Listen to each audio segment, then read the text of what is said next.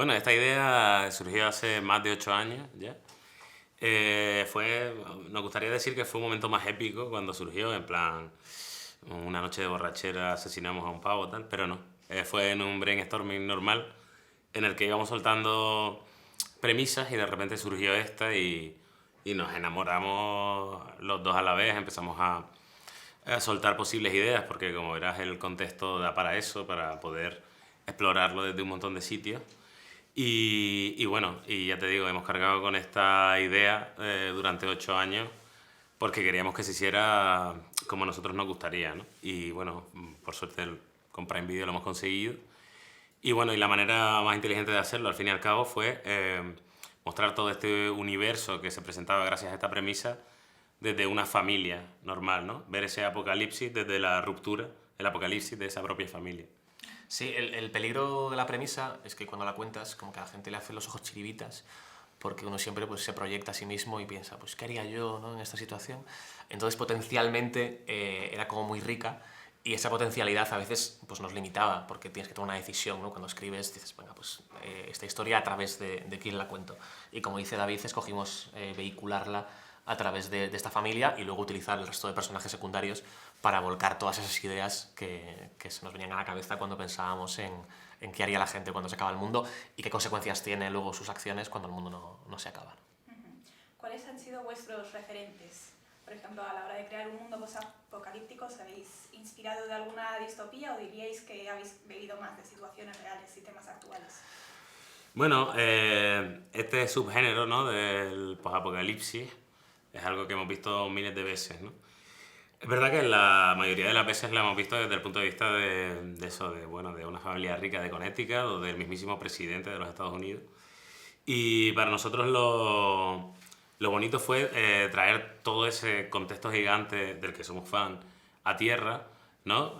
Vistiéndolo un poco con el costumbrismo de lo nuestro y bueno, referenciándonos, pues están todas esas literatura y cine que post-apocalíptico que hemos consumido, pero también evidentemente, como lo hacemos desde aquí, está muy inspirado en nuestro entorno real, ¿no? Sí, y luego la serie, claro, la desarrollamos pre-pandemia, pero con la pandemia por el medio hubo un montón de cosas que se resignificaron.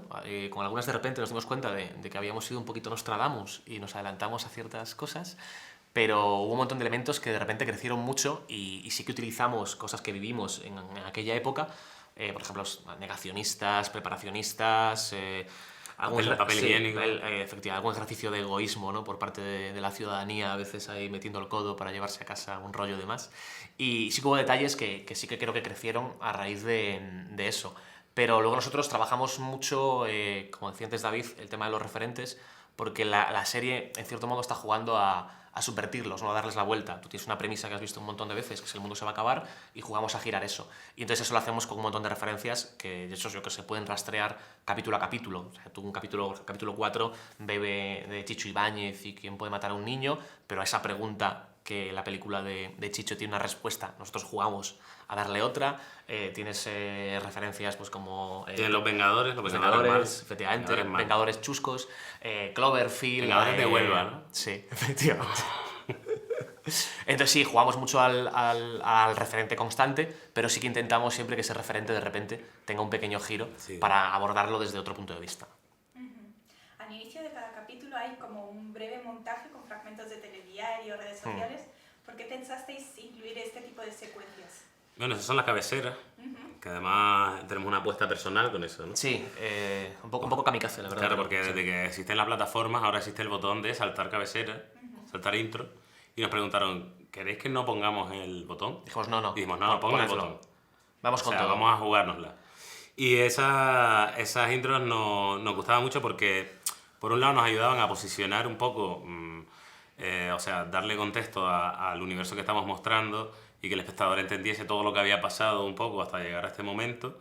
Y también cada cabecera tiene una relación directa con el argumento de cada capítulo para poder entender por qué pasan según qué cosas. Por ejemplo, en el capítulo 2, la cabecera habla del trueque y de la importancia de cómo ha perdido valor el dinero y cómo ha ganado valor, por ejemplo, la droga, para luego entender todo lo que pasa después, ¿no?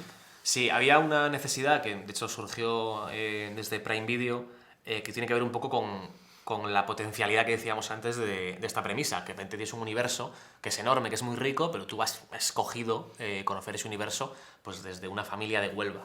Entonces había como un poco esa, ¿no?, esa pena que teníamos de, vale, pero ¿qué más ha pasado y qué más puede pasar fuera de estos márgenes?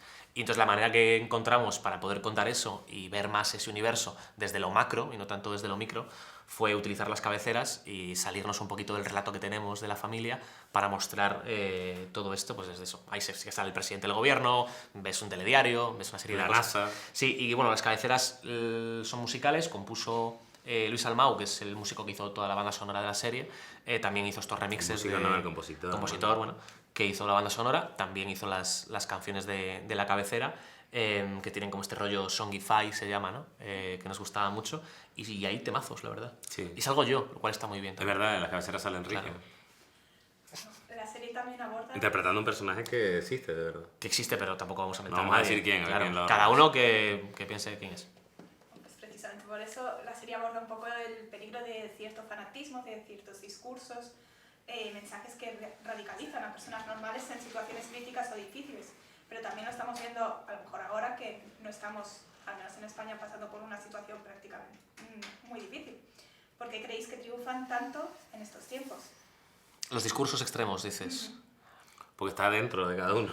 Claro, al final es abrirte una pequeña ventanita a tus miedos. O sea, yo creo que es mucho más fácil reaccionar desde lo visceral que desde lo calmado. La prudencia. Y claro, y la prudencia al final es mucho más aburrida. Entonces, yo creo que uno cuando alimenta, ¿sabes?, el polvorín con una chispa, es fácil que todo estalle.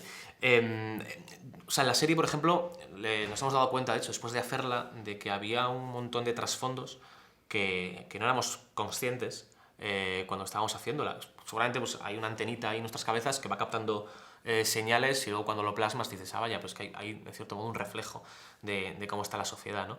No fue algo pretendido ni buscado, pero seguramente sí que haya una causalidad en que eso sea como es.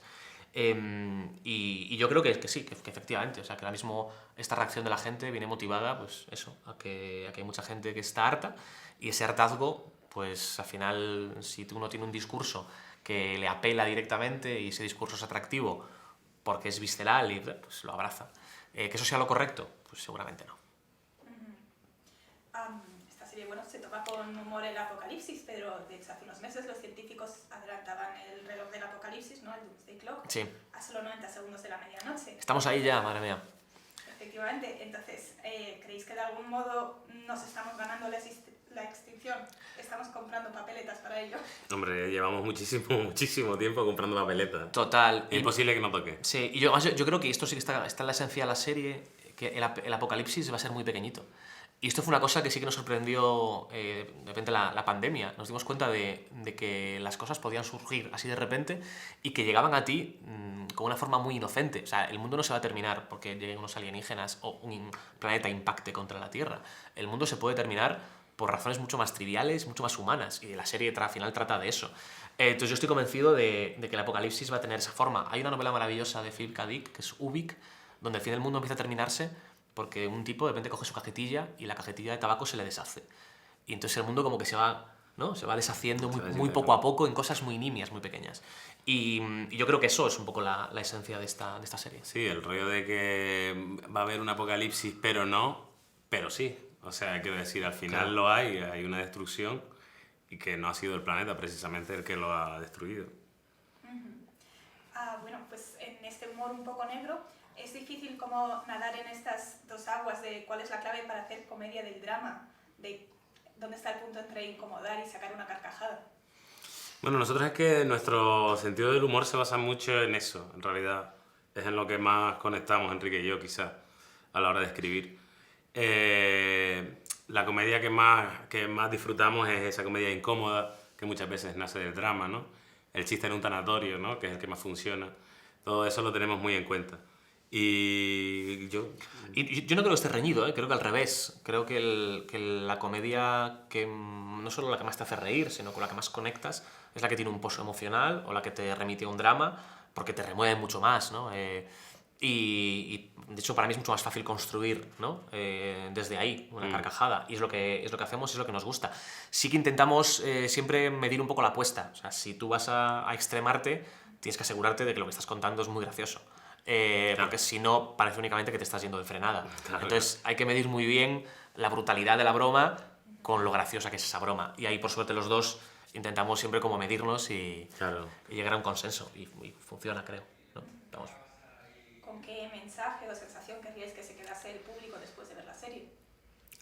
Bueno, la serie, la primera capa de la serie, sin duda, y que para mí es importante, y es importante no solo en lo que hago, sino en lo que veo, es que sea un producto que entretenga y que divierta, primero de todo, ¿sabes? Luego sí que tiene numerosas capas, como las que hemos estado hablando, que se pueden tener en cuenta, pero no queremos pecar, como pasa en algún otro producto, en olvidarnos de esa primera parte, que creo que es la más importante de todas, ¿no?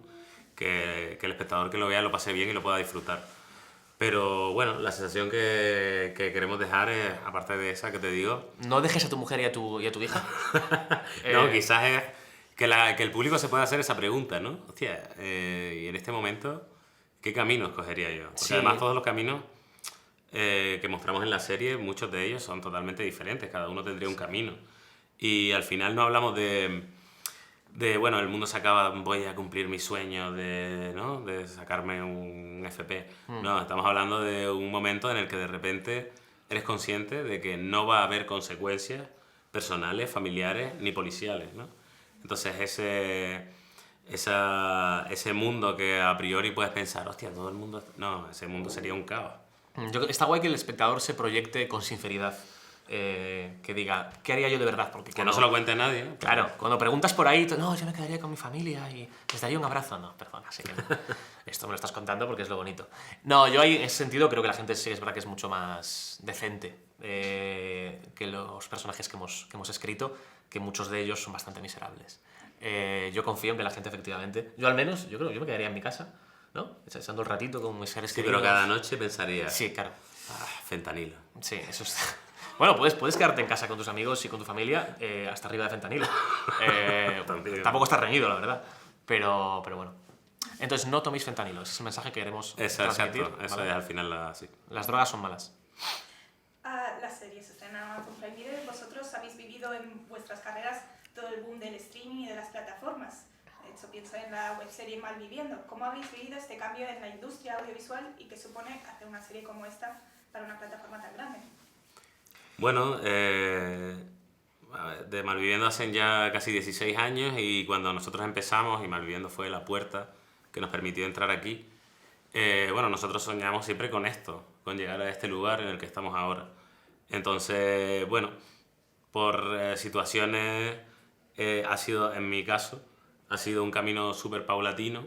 Hemos ido creciendo muy poco a poco, en unos escalones pequeños, entonces ha sido todo como, bueno... No hemos dado grandes zancadas, entonces he llegado aquí, digamos que con la seguridad de poder enfrentarme a esto. Y una vez me he enfrentado a hacer un producto con el presupuesto con el que soñé siempre, tengo que decir que es más fácil que hacerlo sin dinero, la verdad. Sí, y yo, por mencionar una cosa que antes decías, al final las webseries, por ejemplo, que David empezó con Malviviendo, yo también hacía una en su momento, creo que era un ejercicio como muy sano, porque estábamos todos viendo series que se hacían fuera y queríamos como tener esa libertad, y es cierto que en España en aquel momento, antes de la irrupción de las plataformas, la ficción que se hacía de corte generalista en abierto no te daba ese tipo de ficción, entonces tenías que buscar tú los medios para poder hacerla, y de repente cuando llegaron las plataformas y llegó otra manera de entender la ficción, pues más de nicho, y donde ya podías explorar otro tipo de narrativas, pues dijimos, Ale, pues genial, ahora podemos hacer esto. Además que no nos contrataban, ¿no? Tardamos un poquito. Claro. Y de hecho, bueno, yo hice también mucha ficción en abierto. Entonces es maravilloso porque hemos tenido la libertad de poder hacer lo que queríamos con la libertad que te da el dinero, que es una cosa que también está muy bien a veces.